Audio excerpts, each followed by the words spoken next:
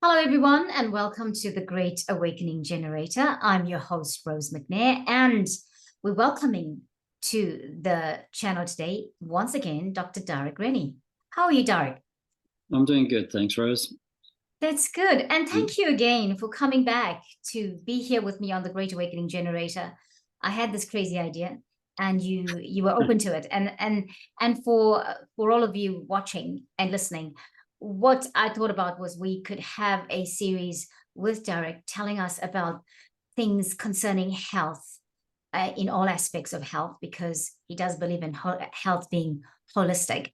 And I thought it'd be great for us to do a series with Derek. So this is what we're doing today, and this is the first one that we are launching, and I'm really excited about it. And today, Derek, you tell me the topic is health is multifaceted. Indeed. I went back to an article I wrote when I was living in the Lotus Yoga Center in Arrow Street in Wellington, when I was working as a house surgeon at Wellington Hospital. And it was a meditation on health and yoga. So Okay. this series actually comes from that. So it took me right back to the beginning of my own journey. Okay, great. So I guess for me, I'm looking at our conversation, our conversational points. So what does it mean when you say health is multifaceted? Well, I mean, I could run through the whole. Well, there's several things I came up with that I think it determines health. Okay. Because we often have this very limited view of it. It's almost like that the Western style of reducing things down to small pieces rather than seeing the whole. Yes. And so it really begins with our connection to the divine. Okay. You know, meditate, yoga, that whole idea of yoga is the union. Yes. And so that's about our connection to what life is. Obviously, there is something. Yes. It's obvious to some of us. Yeah, definitely. Definitely. And so that's the first point. Unless you have some kind of clear connection with the being inside of you that wants to speak through you and be you, that your real soul, then you're never quite connecting with anything. That's So right. that's a deeper connection as part of it, and it's just recognizing that is, when I looked at I was looking at the teachers like different yogis or Jesus or whoever in the past, Buddha, they were all on a journey themselves, and the path that they were walking seemed to me to be the path of health rather than just trying to fix a particular disease. It's about learning to live a healthy life. Yes. And Yes. so in terms of looking at the masters and how they were living, then that demonstrated health to me. And it didn't necessarily have to manifest in physical health, because there are teachers that take on students' diseases or stresses from the world in order to heal them through their own body. And for a while, they can look sick. Yes. So it's not just about keeping the body healthy, but about keeping that connection healthy. Yes, very important.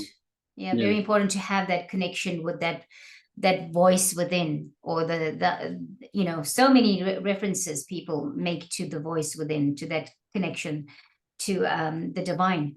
And of course, you mentioned yoga, you mentioned meditation.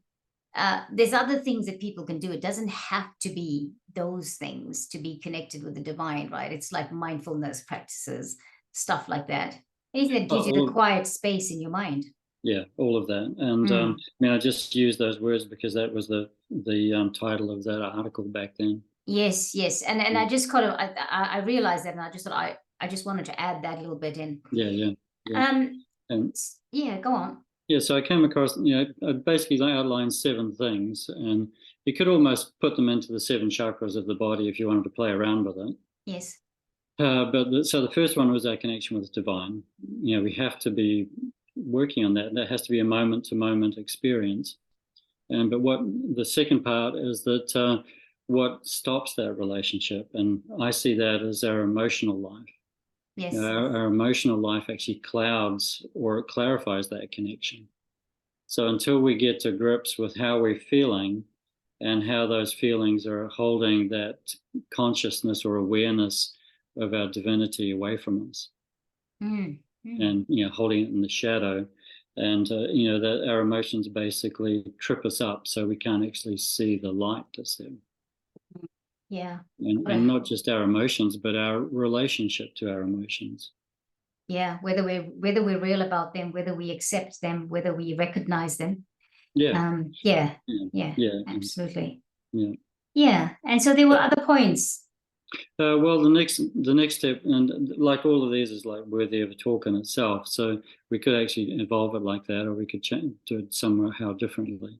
So it's our connection to the divine, and how our emotions, cloud or clarify that connection. And then it's about our relationship with others. You can't really be healthy unless you've got healthier relationships around you. And Yes. And how the relationships with others spring from either our inability or our ability to handle the first two. So if we can't connect to that peace inside, then we're not going to show up as a peaceful, joyful, loving person in our relationship. Yes. And if we get clouded with our emotions that hides that light in us, then again we don't show up in relationships the way we really can. And we all know that what is it that the longest living people are like the blue zones? They all have community around them. So relationships are fundamentally important. And it's a way to develop health, in a sense.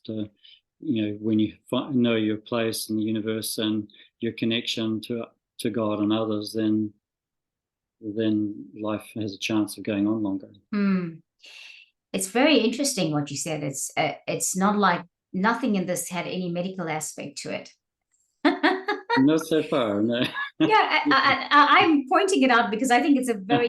I'm like, okay, so health is multifaceted, and what do we start 1.2, 1, 2, 3, and there was nothing about let's go to the doctor or take the medicine, and I like it. I'm highlighting it because I'm sure other people are thinking the same thing, and that's my job. That's what I'm supposed to do. All right. Well, that's just a natural concept for me. Yeah, I love it. I do, and I think that every point you've made so far is so loaded. Each of them can be a topic on its own. Actually. Yeah, absolutely. Yeah, I'd love to do that. Yeah, absolutely. So the next time we do come to the body, and so the fourth point is our relationship with our body. And as I've written, it's as seeing our body as a channel to communicate with the divine, and how to express that in the world. So we need to be in a good relationship with our body in order to do that. And we need to know what works for our body, so we can enhance that resonance. Where I look at it as life is resonating, it is vibration. Yes. And so we're either in alignment with that vibration or we're not. And things we do with our body to support it will actually put our body into that resonance, or it'll keep it apart. Yeah. And that's where I look at the fifth point, which is as well as a relationship with our body. So what we do with our body in the world, what we do for work, yes, that affects our health. What we do for money, what we do for play, what we do for the idea of seeing work as worship is a big thing. Because a lot of us we feel like stressed by work, or work is something we feel like we have to make money, and I don't say that you have to change what you do. I mean, I did. I shifted from medicine to self-realization work. So yes, that was a big change. But I don't believe everybody has to do that. And often what it is really about is just changing your relationship to work, what the things you do with your body. Yeah. So, and seeing it as worship is a key thing. Babaji, the teacher I spent time with in India, that was one of his key things. Work is worship. So that's his comment that I'm talking from there. And it's just, no matter what you're doing for work, to actually do it in a spirit of worship, that you're serving humanity from it. And that can be cleaning up rubbish, boring holes in the dirt, or it can be working as a doctor, or it can be working in the banking system if you do it right.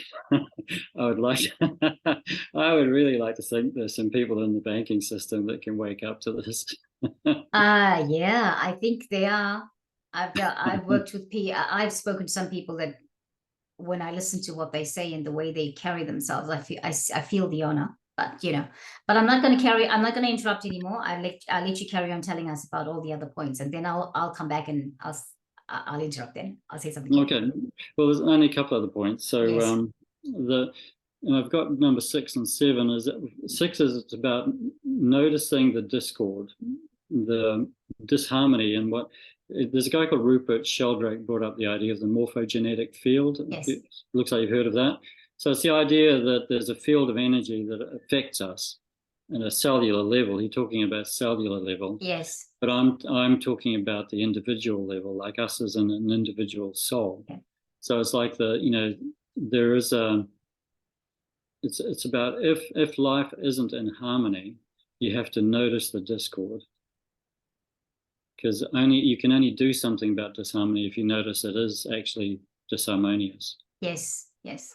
So first of all, it's about noticing the discord and the morphogenetic field of life itself. So and we're in a perfect situation now where Absolutely. there's an intense amount of disharmony. Yep. Yep. So then it's about the last point, which is about working towards restoring that resonant harmony. And I think that's what we're all aiming to do. And we may not know how to do that, but we're aware there's discord out there. And we'd love to see life not just come back to what we thought was normal, but over to a new normal, which is way different to the new abnormal that some people would like to take us into. Yes, absolutely. If you can't feel that happening in the world with what's going on, then I'm not sure if you're really paying any attention. But yeah. But because it's happening, we have to do something about it. It's not about leaving it to the politicians, who we generally are just going to keep us down that road of disharmony. So Absolutely. We need to rise up as a population and as individuals to readdress that harmony. And that's where I'd like to bring in another statement about Babaji. He said that line, I think it was, who was it, that musician, Be Happy? Bobby McFerrin. Is that the song you're talking about? Don't worry, be happy. Yeah. Thanks for knowing the name. He says, Babaji said, if you're happy, I'm happy. Yes. And that's the part where we're all connected. And if there is discord around, we all feel it. And so it's up to each of us to identify the discord and to work to address it and return harmony. Yes. And so basically that was the 7 points I came up with. It starts with a connection with the divine, through to the emotions that cloud that connection, to our relationship to other people, and how the first two affects our ability or inability to handle basic human relationship. Yes.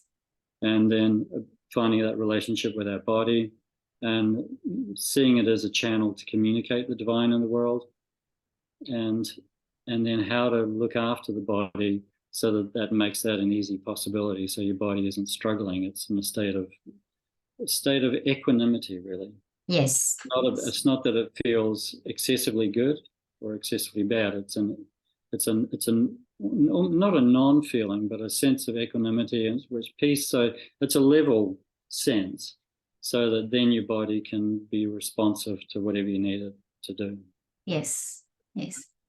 And then it's about what you do, how you work in the world, and how that contributes to, but not just your health, but the health of the world. And seeing work as worship, so that you can really start. And if you need to change work, the best thing I think is to change your attitude about the work you're currently doing first. Yes. Because then you can choose to change from a position of power, not a weakness. Yes. Mm-hmm. And that's always helpful. And then it's about really identifying that discord that's happening in life itself right now. As a society, we are in serious discord. Yes. And it's about recognizing that, no, this isn't right. There is a better way to be. and we need to actually actively involve ourselves, whether it's on an individual, personal basis, dealing with the emotions of that in our own selves, and dealing with the other people around us to help them to discover and explore that and work from it. Yes. It's pretty simple. I'm not sure if we want to explore much of. It is pretty simple. And, so I was going to throw in something a little bit not so simple. I want to say, what a big ask, really, Darag, what a big ask of all of us, huh? Do you know what I mean? What was the universe thinking about when or what were we thinking about when we decided that, oh, yeah, we're going to come down here and do this? But I agree that these are very important things for us to do. And it is multifaceted. It's not one thing or the other. And we really are being called to awaken at the moment. And I think that is just it, to embrace the process of awakening. It is by no means is this an easy thing for many of us. I'm conscious of that. So I think for me, it does start with the first one of being being mindful, going within, doing that breathing exercise and communicating with the higher self within me. I call it the higher self within me. Yeah. I just had a conversation with somebody today because I had been given some guidance for this person, and that was the message. I will say to anybody, start your day with 10 minutes of a mindfulness practice, whatever that is. That if you sit in a quiet space and you just breathe and just come into being, communicate with that higher self that is around you and within you, and all, just multifaceted in itself. And it starts from there. And so my question would be is, so listening to this, there are some people that would not get anything we just spoke about. And there are people that would not be realizing that I've come across it and not even thinking there's any kind of awakening happening. It's just like, oh, there's corruption and drama, or, oh yeah, that's happening, but I'm going to stay out of it. So that astounds me when I meet somebody like that, because I feel like, how can we not be awakening at this point, given everything that's coming at us? But I am also conscious that everyone has their own journey to take. So in a nutshell, in ordinary terms, I mean, you were talking to us in ordinary terms. Give us an example of how that would look like in a day. How would it look like in a day? How it looks like in a day? Well, it depends on your day, but I think beginning from where you started is mindfulness, putting some attention to the being inside. Yes. Yeah. And then it's about not just making that a 10 minutes at the beginning of the day and then forgetting for the rest of the day. Yes. It's actually bringing that awareness into every moment. Yeah. So it's about taking on every moment from that point of view.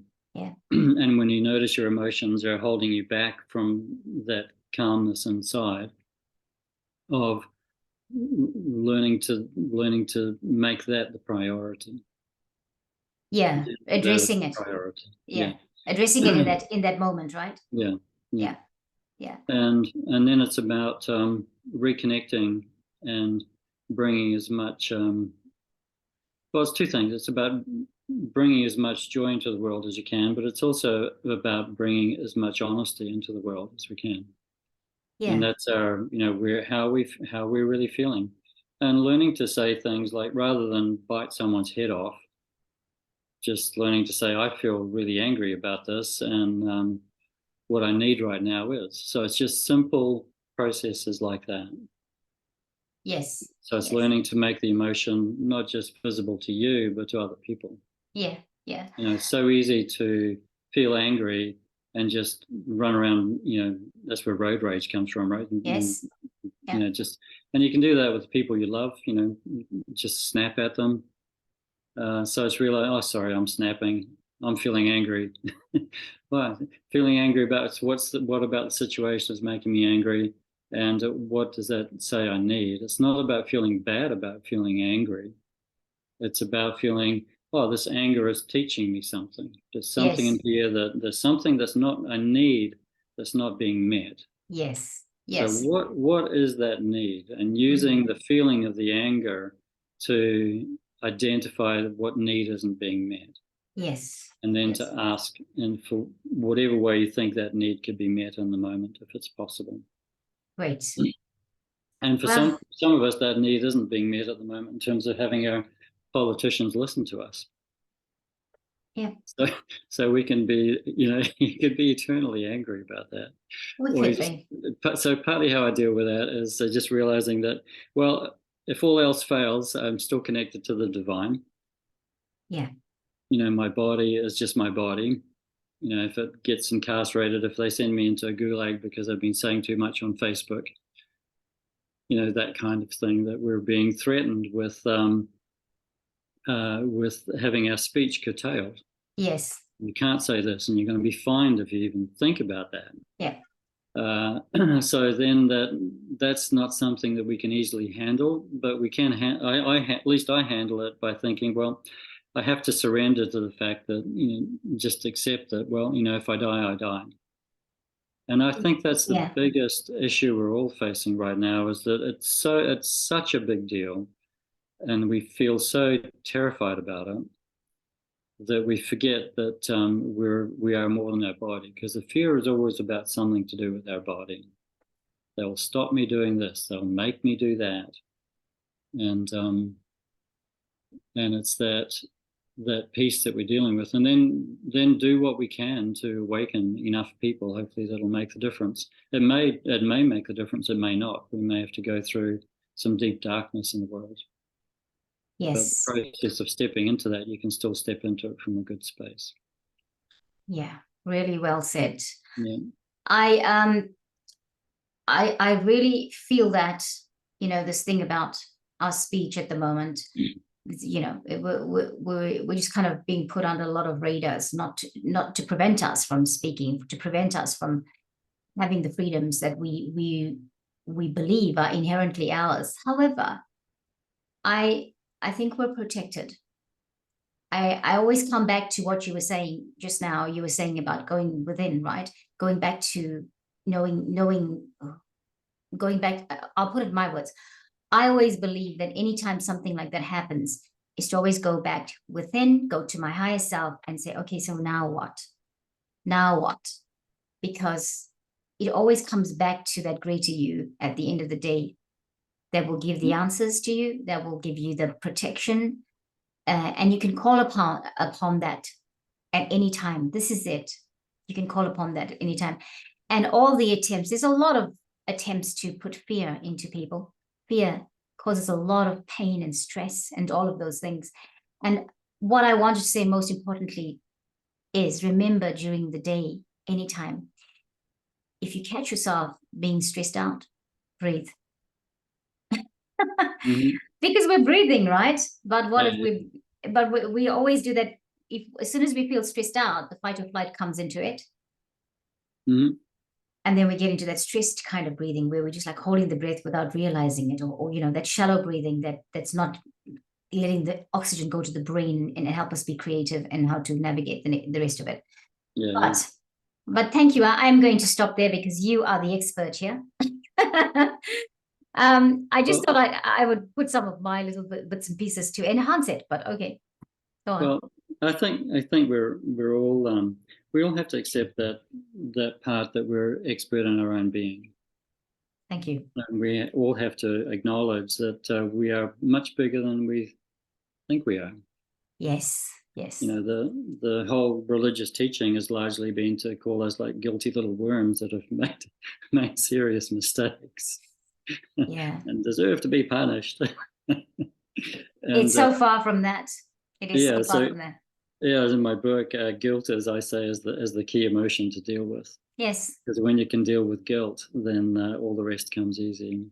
it's true. Yes, I Yeah, read because that too. until we can appreciate our innocence, Yeah, then it's hard to put yourself forward. this is true. Yeah. This is absolutely true. Yeah.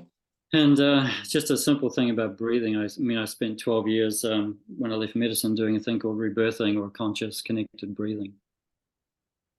And I say that the best breathing teacher is a dog. If you ever seen a dog lying on a carpet, and he does this. Yep. You hear it. Yep. And it's It does. about getting that full body breath, you know, Yes. but Really. also not trying to breathe. It's about letting the breath breathe you. Yeah. Let yourself be taken over by the breath. Yeah. Yeah. And so, because so much of pranayama, or breath yoga, is about controlling the breath. But my perspective on it's more about liberating the breath. Yes. And letting your body breathe. And when you notice you're holding it, notice the hold, but don't do anything don't have to do anything with it other than just feel like you can notice the hold until the hold goes. And sometimes you need to take a big breath to make that happen, but it'll generally happen. It'll happen easier when you let go. Yes. Because it's the holding on that controls the breath. Yes. Wow. Mm. All right. So, anything else you want to say before we say goodbye for this first part? Well, yeah, I think that's it's a good. I think it's a good wrap up, and hopefully that people can see that it's the whole thing, because it is about your relationship with life. And until until I feel that connection to the being inside or myself. So someone said, have no other gods apart from me. Is that the words? No, I don't know, but I mean, I agree with that statement, though. That's why I'm like, yeah. So the question is, what is me? Wow. And see, a lot of people think me is God, and that's different somehow to me. Yeah. Yes. And so it's Yes. realizing that the small me and the big me can merge. Yes, and that we're one and the same. Yeah. What I'm hearing with all those points you mentioned, the 7 points, is coming back to you, self. Yeah. And as long as we do that, we then empower ourselves with being the deciders, with having the braveness, knowing how to navigate life. And it's so important right now in this time and space for us to be able to be independent in our thinking of everything else, of all the noise that's going on. And when I say independent, I mean go to self for what is my gut feeling, what is the report I'm getting from within. And I think those steps lead you to that. Yeah. So you can be all of those things. It's holistic. You can be all of those things. You can be all of those. You can be there for yourself. You can be there for your family. You can be there for your community. You can be there for the planet if you just think about it from that perspective. Yes. Yeah, and if you can relax into that, then all of a sudden you feel a supreme health. Great. Yes. Well, Darag, thank you very much for this. Really appreciate that. It's such a beautiful, tasty tidbit that we can take with us, and it's timeless. That message is definitely timeless. So thank you for that. And yes, we'll catch you, everybody, in the next episode. And thank you so much for joining us here on the Great Awakening Generator. Until next time, bye-bye. Bye.